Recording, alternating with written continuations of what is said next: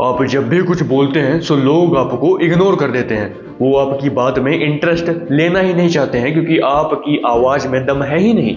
आपकी आवाज कुछ इस प्रकार है। दिक्कत यह है कि आपके पास डीप वॉइस नहीं है। देखो, एक डीप एंड मैस्कुलिन वॉइस कहीं ना कहीं अथॉरिटी को ट्रिगर करती है, डोमिनेंस को ट्रिगर करती है। अगर आपके पास एक डीप वॉइस है तो लोग आप में इंटरेस्ट लेना स्टार्ट कर देंगे।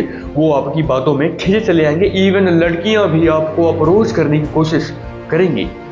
देखो, एक डीप एंड मैस्कुलिन वॉइस कोई गॉड गिफ्टेड चीज नहीं है। ये कहीं ना कहीं एक स्किल है। और इस वीडियो में मैं बात करूंगा 4 से 5 पॉइंटर्स में कि कैसे आप अपनी एक deep and masculine voice build कर सकते हैं, जिसकी हेल्प से आप रिस्पेक्ट, पावर, अथॉरिटी, डोमिनेंस को सोसाइटी में क्रिएट कर सके। वैसे इस चैनल का मेन मोटो है आपकी personal growth. So you know what to do, hit the subscribe button and join our channel. So चलिए स्टार्ट करते हैं। Point number 1, the route towards masculinity, that is breath. देखो, तुम्हारी आवाज की शुरुआत तुम्हारे थ्रोट से नहीं बल्कि तुम्हारे ब्रीथिंग से होती है।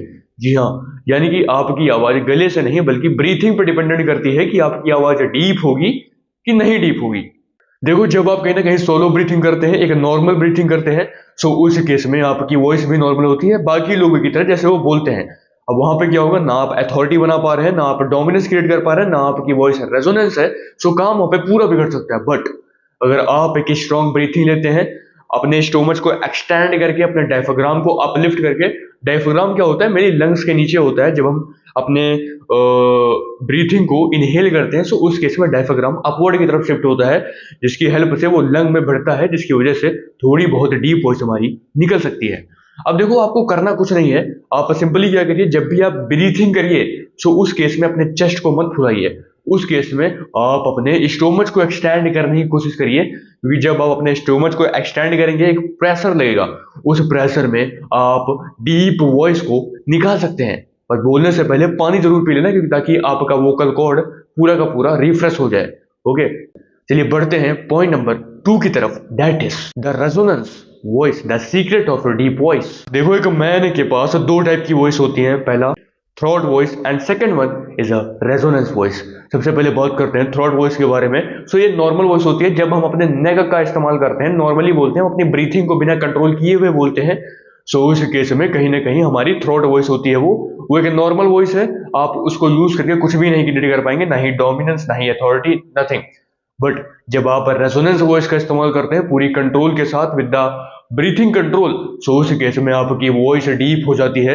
अब आप रेजोनेंस वॉइस कैसे निकाल सकते हैं या फिर कैसे इसको प्रैक्टिस कर सकते हैं, इसकी एक एक्सरसाइज है। आपको करना क्या है, अपनी आंखों को बंद कीजिए, अपनी लिप्स को क्लोज कीजिए और एक मम्बल साउंड आपको क्रिएट करना है, लाइक कुछ ऐसे। इससे क्या हो रहा है कि एक वाइब्रेशन क्रिएट हो रहा है आपके वोकल कॉर्ड के पास, आपके चेस्ट के पास, इवन आपके लिप्स पे। इससे क्या हो रहा है कि आपका वोकल कॉर्ड पूरी तरीके से रिएक्टिव हो रहा है, जिससे क्या होगा कि थोड़ी देर के लिए आप डीप वॉइस का इस्तेमाल कर सकते हैं। लेकिन एक बात को याद रखिए कि जब तक आप प्रैक्टिस नहीं करेंगे, आप कभी भी डीप वॉइस को बोलना सीख ही नहीं सकते, because everything come from practice. So आप अपनी रेजोनेंस वॉइस को डेवलप कीजिए। चलिए बढ़ते हैं पॉइंट नंबर 3 की तरफ, that is slower versus deeper.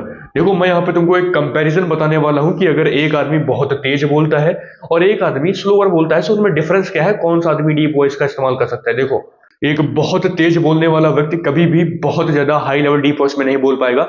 The reason is that कि वो हाई पिच में चला जाएगा।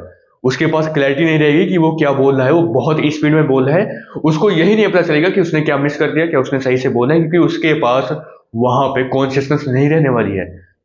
सो यहाँ पे क्या हुआ, ना वो डीप वॉइस बोल पाया, ना अथॉरिटी क्रिएट कर पाया, ना सामने वाले को क्लैरिटी दे पाया। यहाँ पे काम पूरा तमाम हो चुका है, यानी कि फास्ट बोलने वाले इंसान की धज्जियां उड़ चुकी हैं। आपको ये गलती बिल्कुल भी नहीं करनी है। आपको नॉर्मल बोलना है, जैसे एक मैन बोलता है डीप वॉइस का इस्तेमाल करके। देखो कुछ ऐसे। देखो, कि डीप एंड मैस्कुलिन वॉइस कहीं ना कहीं एक स्लो वॉइस होती है, कॉन्फिडेंट वॉइस होती है, क्लैरिटी फुल होती है। एक मैन जब भी बोलता है वो पॉजेस लेके बोलता है, रुक के बोलता है, एकदम रिलैक्स होके बोलता है। ऐसा इसलिए कि वो जितना रिलैक्स रहेगा उतनी अच्छी से वो डीप वॉइस को निकाल पाएगा। अब क्या है, वो आराम से बोल रहा है, सो उसको पता है कि भाई मैं क्या बोल रहा हूँ, वो कॉन्शियस है, वो वही बात डिलीवर करेगा जो सामने वाला सुनना चाहता है, और वो कुछ मिस भी नहीं कर सकता। इवन वो अपनी ब्रीथिंग को भी अच्छे से कंट्रोल कर पाएगा, जिसकी वजह से वो डीप वॉइस को निकाल सकता है। This is a power of कि जब आप स्लो बोलते हैं पूरी क्लैरिटी होती है आपके पास, क्या बोलना है क्या नहीं बोलना है, ब्रीथिंग पे कंट्रोल रहता है, सो आप अच्छे से डीप वॉइस की प्रैक्टिस अगर किए होंगे सो आप वहां पे बोल सकते हैं। चलिए बढ़ते हैं पॉइंट नंबर 4 की तरफ, that is the downward inflation. देखो क्या होता है कि जब हम कोई स्टेटमेंट बोलते हैं, सो उस केस में स्टेटमेंट का आखिरी वाला पार्ट हम काफी हाई पिच में ले चले जाते हैं कि नॉर्मल तरीके से बोलते हैं। For example, Thomas Elway from Birmingham. अब बर्मिंगम देखा कि मैंने कैसे बोल दिया, आखिरी को हाई पिच में ले गया, नॉर्मली बोल दिया। देखो हम इसे तभी कंट्रोल कर सकते हैं, इवन मैं भी उतना नहीं कंट्रोल कर पाता हूँ, क्योंकि इसकी प्रैक्टिस करनी पड़ेगी। आपको कॉन्शियस रहना पड़ेगा कि भाई मैं क्या बोल रहा हूं, ताकि आप उस फ्लो ऑफ कंट्रोल को मेंटेन कर सको जो आपने थॉमस एल्वे से स्टार्ट किया था, बर्मिंगम पे एंड किया है। तभी आप इसको प्रैक्टिस कर पाएंगे। और सेकंड वन, इसकी प्रैक्टिस। आप जितना ज्यादा प्रैक्टिस करेंगे उतना ज्यादा आपको कॉन्शियस बनते जाएंगे, क्लैरिटी मिलती जाएगी, और आप उतने अच्छे से ही इस प्रॉब्लम को सॉर्ट आउट कर सकते हैं। तो अपनी ब्रीथिंग को कंट्रोल कीजिए, प्रैक्टिस कीजिए, ताकि आप इस समस्या का हल फाइंड कर सकें और आप थ्राइव कर सकें in the game of respect, power and authority. चलिए बढ़ते हैं लास्ट पॉइंट की तरफ, that is very important. Point number 5, that is silent posture with amplifier.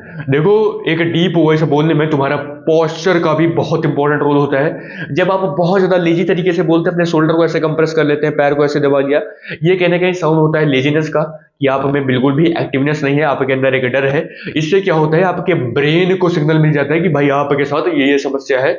सो वो जो सिचुएशन के अकॉर्डिंगली आपकी वॉइस को कोलैप कर देगा, आप वैसे ही बोलना स्टार्ट कर देंगे सिचुएशन के अकॉर्डिंगली।